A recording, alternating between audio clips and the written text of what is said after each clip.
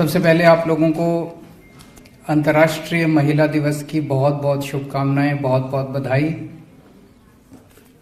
वैसे तो 365 दिन ही महिलाओं के होते हैं, आप किसी भी शादीशुदा पुरुष से पूछ लीजिए।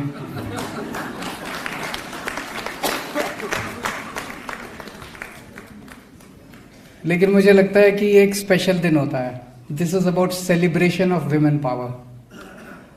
और इस हॉल में आने के बाद अभी तक की पिछले मैं 1 घंटे से हूँ, 1 घंटे की जितनी भी कार्रवाई देखी, उस कार्रवाई को देखने के बाद लगता है कि it is about celebration of women power.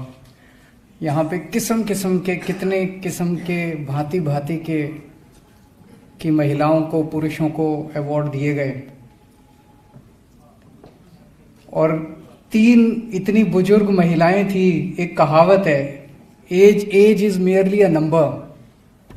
वो कहावत कितनी सही है। एक 104 वर्ष की महिला है, 106 वर्ष की महिला है और 21 अवार्ड लेके आई हुई हैं। तो हमें लगता है हमने तो जिंदगी में कुछ भी नहीं किया। उन सबको मैं सलाम करता हूँ, उनके जज्बे को सलाम करता हूँ, उनके हौसले को सलाम करता हूँ। और उन सब से प्रेरणा लेनी है और सीखना है उन सब लोगों से। मैं DCW को बहुत बहुत बधाई देना चाहता हूँ। पिछले कुछ वर्षों से DCW ने, जब से स्वाति मालीवाल जी अध्यक्षा बनी हैं, उन्होंने ये अवार्ड का सिलसिला चालू किया। पहले एक छोटी शुरुआत थी, अब धीरे धीरे बनते बनते ये एक देश में एक बड़ा प्रेस्टिजियस अवार्ड बन गया है कि लोग को चाहत होती है कि हमें भी ये अवार्ड मिले। और जिस तरह से चुन चुन के लोगों को लाया गया यहाँ पे अवार्ड देने के लिए, वो भी बहुत काबिले तारीफ है। पूरे देश से लोगों को चुन चुन के, खासकर महिलाओं को चुन चुन के लाया गया। जिन भी लोगों को आज अवार्ड मिले हैं, उन सब लोगों को मैं तहे दिल से बहुत बहुत बधाई देता हूँ। भगवान से प्रार्थना करता हूँ आप खूब फले फूलें, आगे बढ़ें, खूब तरक्की करें जिंदगी में। इस साल एक दृश्य था जो विमेन पावर को लेके बड़ा मोटिवेटिंग था, और वो था जब हमने दिल्ली की DTC की बसों को, महिलाओं को चलाते हुए देखा। वो एक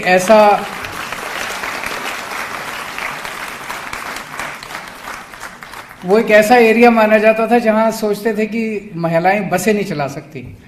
लेकिन ना, महिलाओं बसें क्या, महिलाएं तो आजकल जहाज चला रही हैं। आज कई लोगों को हमने अवार्ड दिया। तो DTC के अंदर अब आज हमने, जब मैं आया मुझे नहीं पता था कि आज DTC की हमारी जो महिला ड्राइवर्स हैं उनको भी अवार्ड मिलने वाला है। तो 34 महिलाएं टोटल हैं हमारी अभी बस ड्राइवर्स। इस साल से ये प्रोग्राम शुरू किया हम लोगों ने। हम लोग महिलाओं को बसें, हैवी व्हीकल चलाने के लिए फ्री में ट्रेनिंग देते हैं। और उनका हैवी व्हीकल का लाइसेंस जो है वो बड़ा महंगा होता है, 12,000 15,000 रुपए लगते हैं। वो भी महिलाओं के लिए हम स्पेशली, सरकार फ्री में उनको लाइसेंस बना के देती है।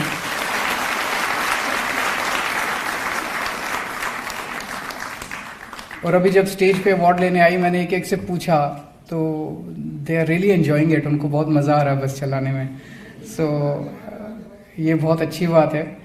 बसों के अंदर हमने मार्शल्स लगाए थे महिलाओं की सेफ्टी के लिए।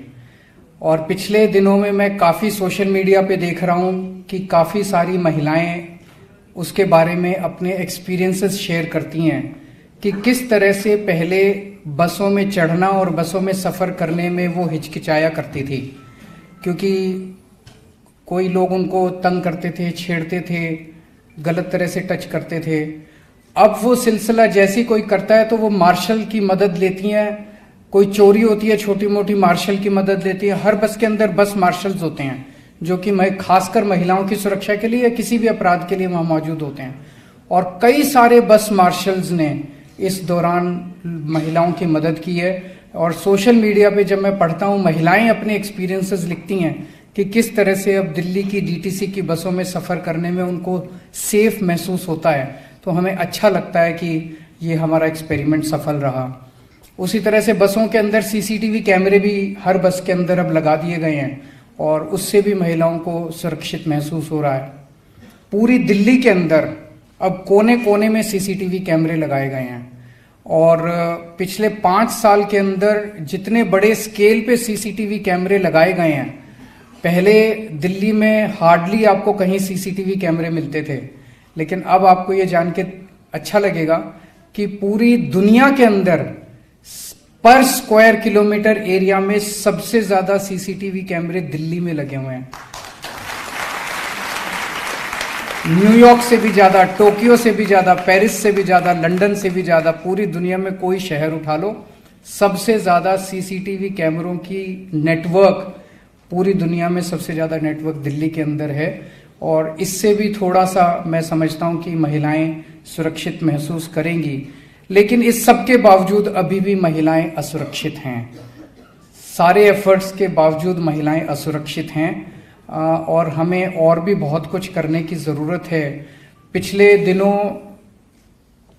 2 दिन के अंदर खासतौर मैं देख रहा हूं कि सोशल मीडिया पे कई वीडियोस चल रहे हैं जहां होली के दौरान किस तरह से कुछ लोगों ने महिलाओं के साथ बदतमीजी की, होली का बहाना बना के। मैं समझता हूं कि अगर हमें महिलाओं को सुरक्षा देनी है या महिलाओं को सुरक्षित महसूस कराना है, तो उसमें डीसीडब्ल्यू का भी काम है, पुलिस का भी काम है, सरकार का भी काम है, लेकिन सबसे बड़ा काम तो समाज का काम है। जब तक समाज साथ नहीं जुड़ेगा, जब तक एक एक आदमी इसको अपनी जिम्मेदारी नहीं समझेगा कि जो भी सड़क पे महिला चल रही हैं, जो भी समाज के अंदर महिलाएं हैं, उनकी सुरक्षा की मेरी जिम्मेदारी है, तब तक महिलाएं सुरक्षित नहीं हो सकती। हम सबको इसे अपनी जिम्मेदारी समझना पड़ेगा। पर पता नहीं क्यों हमारे शहरों के अंदर एक ऐसा माहौल बन गया है कि हम सड़क पे चलते हैं, कुछ हो रहा है, मेरे को क्या, और हम निकल जाते हैं। और सबसे बड़ा केस हुआ था निर्भया का, जब उसको बस से नीचे फेंका गया और वो काफी देर तक वहां पे नग्न अवस्था में पड़ी रही और लोग अपना वहां पे जाते रहे और किसी को कोई परवाही नहीं है। तो अगर कुछ हो रहा है, ये वीडियोस भी मैं देख रहा था जब पिछले 2-3 दिन में वीडियोस आए हैं होली के अवसर पे, जब लड़कियों के साथ बदतमीजी की जा रही है, मैं देख रहा था कि आसपास लोग खड़े हैं और लोग हंस रहे हैं। ये क्या है? ऐसे तो नहीं हो सकता। तो जब तक हम हर व्यक्ति, शहर में रहने वाला हर व्यक्ति जब तक इसमें आगे बढ़ के हिस्सा नहीं लेगा, जब तक हम इसको जन आंदोलन नहीं बनाएंगे महिलाओं की सुरक्षा को लेके, तब तक जितनी मर्जी पुलिस लगा लो, जितने मर्जी कैमरे लगा लो, जितने मर्जी जो मर्जी व्यवस्था कर लो, महिलाएं सुरक्षित महसूस नहीं कर पाएंगी। महिलाओं को सुरक्षा देनी नहीं है, महिलाओं को सुरक्षा महसूस करानी है। जब तक महिला सड़क पे खुलेआम जब घूम रही है और वो सुरक्षित महसूस नहीं होगी, तब तक सारे तामझाम का और सारे इसका कोई फायदा नहीं है। तो इसे हमें जन आंदोलन बनाना पड़ेगा, समाज की सोच बदलनी पड़ेगी। उसके लिए हमें क्या करना है, इसके बारे में हम सब लोगों को मिलकर सोचना पड़ेगा। पिछले दिनों एक अच्छी चीज हुई है। पहले गरीब आदमी जो होता था, हमारे समाज की व्यवस्था कुछ ऐसी है, अभी भी घर परिवार में लड़कियों को लड़कों से कम तवज्जो मिलती है। तो अगर किसी घर में 2 बच्चे हैं, एक लड़का एक लड़की है, और पिताजी के पास पैसे कम हैं, तो लड़के को कोशिश करके प्राइवेट स्कूल में भेजते थे पहले, और लड़की को सरकारी स्कूल में भेजते थे, क्योंकि सरकारी स्कूल में पैसे नहीं लगते थे, प्राइवेट स्कूल में पैसे लगते थे, उसको पैसे से बढ़ाते थे, इसको चलो पढ़ेगी नहीं पढ़ेगी ना सही। तो ये माहौल था। मुझे बड़ी खुशी है कि अब दिल्ली के सरकारी स्कूल प्राइवेट के बराबर हो गए, तो अब महिलाओं को भी, लड़कियों को भी अच्छी शिक्षा मिलने लगी है। बल्कि उल्टा हो गया, अब लड़कों को प्राइवेट से निकाल के सरकारी में भर्ती करा रहे हैं दिल्ली के अंदर। तो अब महिलाओं को दिल्ली के अंदर, बच्चियों को अच्छी शिक्षा मिलने लगी है, और मैं समझता हूं कि उनका अच्छा भविष्य भी मिलेगा। एक बार फिर से सभी अवॉर्डीज को तहे दिल से बहुत बहुत बधाई, और डीसीडब्ल्यू को फिर से बहुत बहुत बधाई ये शानदार कार्यक्रम करने के लिए।